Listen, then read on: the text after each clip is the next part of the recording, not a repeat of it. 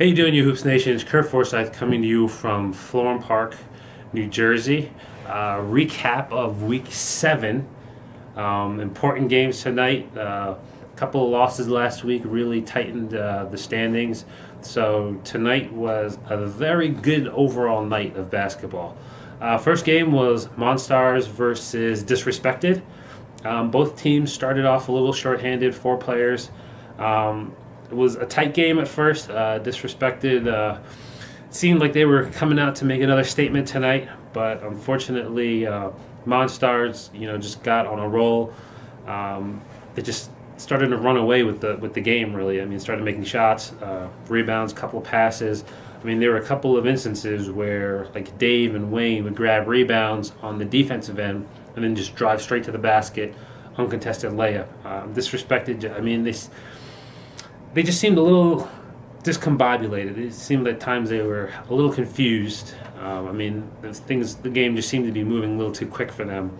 So, unfortunately, I mean, what started off as, a 10, 12-point game quickly led to about, 25, 30. And then at that point, game's pretty much over. So, but they have one more chance to get in that win column.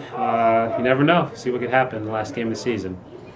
Second game was Rock Nation taking on Hugs and Kisses. Last time these two teams played, it was a fairly close game. I mean, Rock Nation seems to be playing everybody extremely tight, which it's a great thing. It always makes for good games that come down to the last couple of minutes. So, I really thought they might have been able to pull this one out, but Jordan started hitting some shots, and Jesse was getting layups at the basket, and before you know it, they were able to kind of get out 8-9 points, and after that point, Rock Nation really were unable to close that gap. They really had no answer for, Antoine was just grabbing boards, putbacks.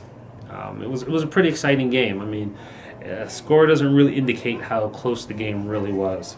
But unfortunately, Hugs and Kisses, they were able to beat Rock Nation. So, one more game and see what happens for them. And the last game was top-seeded UNEO versus Quiet Storm. Quiet Storm has kind of struggled the past couple of games. UNEO, they've been on a roll, just kind of blowing teams out.